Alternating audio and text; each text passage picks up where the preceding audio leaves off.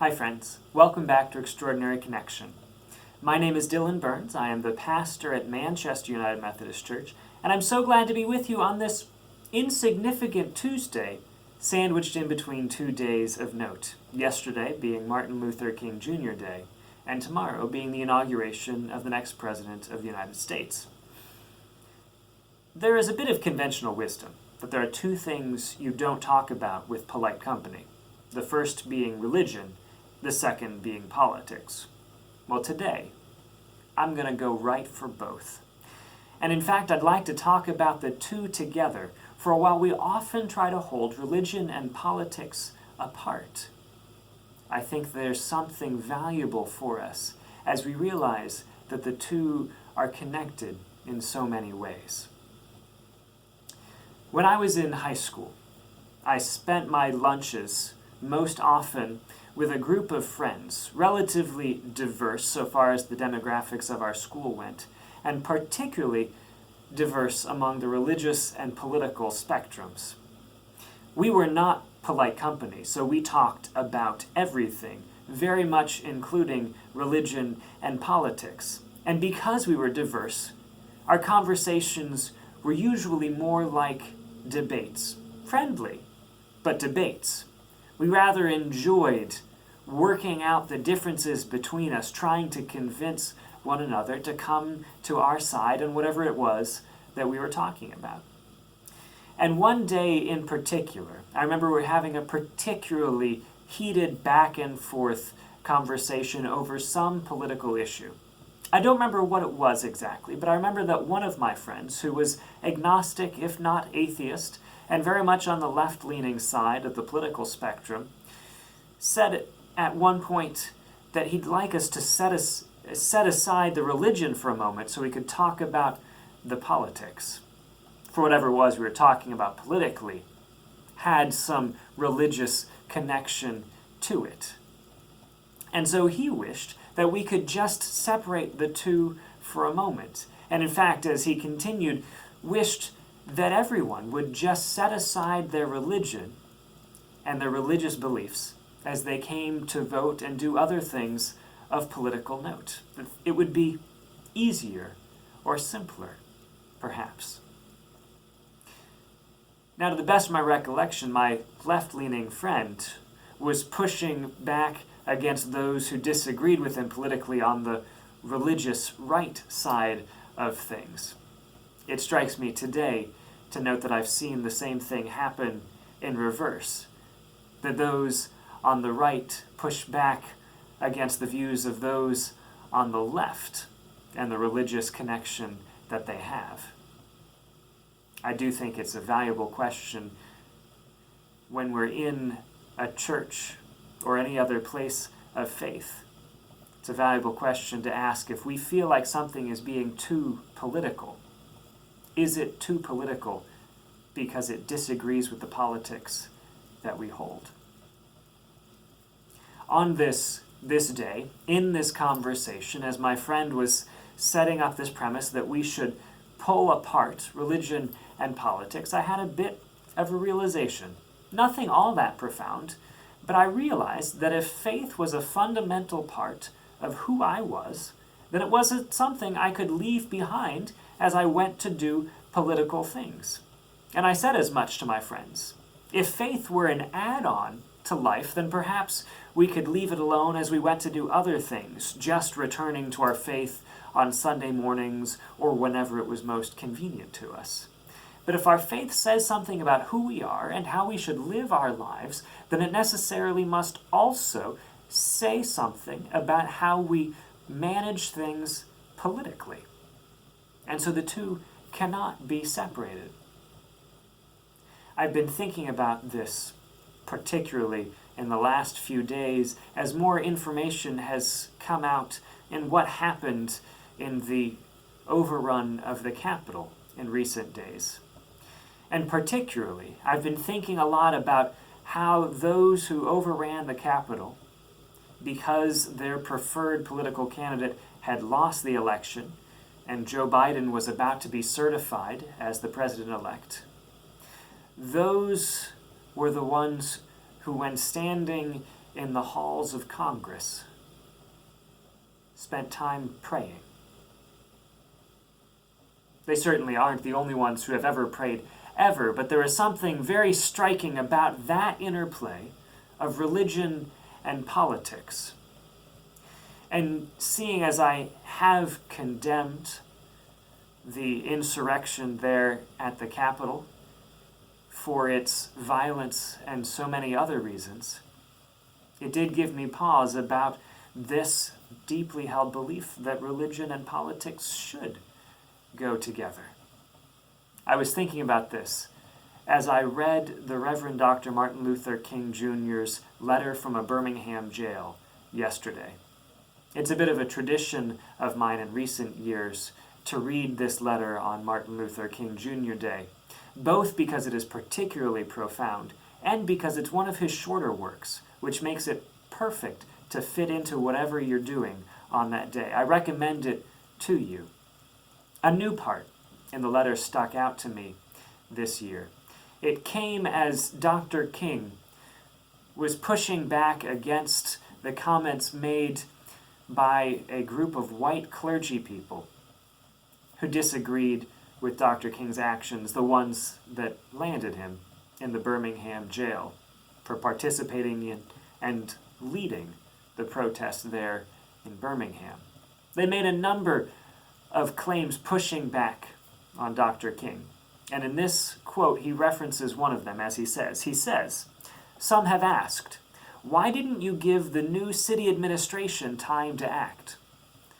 For the protest, the demonstration, had come after a recent election and after a new administration had been installed at the city. An administration that Dr. King was more in favor of than the last one. He continues in his letter, "The only answer I can give to this query is that the new Birmingham administration must be prodded about as much as the outgoing one before it will act." I realized when reading this letter that in Dr. King's incredible connection between religion and politics, his religion always led and his politics always followed. That he did not look to any particular political leader to do the work, but always looked to his faith for the principles to which to hold his elected leaders. Whether he agreed with them more or less, he was going to continue standing for the principles that his faith required him to stand for, requires us all to stand for. And so the folks in the administration didn't matter so much as whether or not they were doing the things that God calls us all to be doing. There is a story in the Gospels that is often looked to in this conversation about religion and politics, when Jesus is put in an uncomfortable spot between the two. I'm going to read this from the Gospel of Mark. This is chapter 12, starting in verse 13. They sent some of the Pharisees and supporters of Herod to trap him, Jesus, in his words. They came to him and said, "Teacher, we know that you're genuine, and you don't worry about what people think. You don't show favoritism, but teach God's way as it really is. Does the law allow people to pay taxes to Caesar or not? Should we pay taxes or not?" Since Jesus recognized their deceit, he said to them, "Why are you testing me? Bring me a coin. Show it to me." And they brought him one. He said to them, "Whose image and inscription is this?" "Caesar's," they replied. Jesus said to them, "Give to Caesar what belongs to Caesar, and to God what belongs to God." His reply left them overcome with wonder. This scripture is often looked to say that we should hold faith and politics separately. Give to Caesar what is Caesar's. Give to God what is God's. But I think we might miss the story when we hold that. This group has come to Jesus trying to trick him, trying to trap him, for there's a very clear trap here. If Jesus says, don't pay taxes, then he's going to be in serious trouble with the government for leading an insurrection, and they're going to come for him, cutting his ministry drastically short. But if Jesus says, do pay taxes, well, then he is supporting an institution which is harmful, particularly to those at the bottom economically. For particularly in that day, taxes were keeping those at the bottom at the bottom. And so Jesus says neither of these things, but says, give to Caesar what is Caesar's, and give to God what is God's. Which leaves the crowds wondering, and should leave us wondering also. For there is a very clear follow-up question. What is Caesar's? What is God's? For Jesus has a coin in front of him with Caesar's face on it. But all coins would have had Caesar's face on it. And we have never said that all money belongs to Caesar, that all wealth belongs to the government. No, you go into any church and they will tell you, you should be giving some of that money, at least, back to God. Because in the end, isn't it all God's? Isn't everything belonging to God? For isn't God supreme over all things?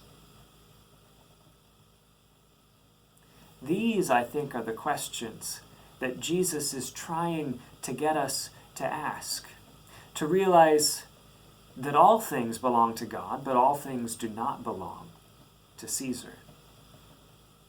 That following God will sometimes allow us to do what the governments ask of us to do, what Caesar asks, but sometimes put us in opposition, require us to hold governments to the standards that God calls all people to live to.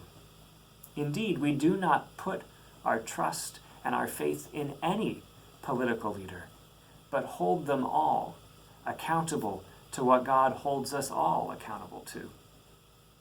And we could put that in just about any way that we like, but I'm always particularly fond of the passage from Micah. Micah asks, what is it the Lord requires of you?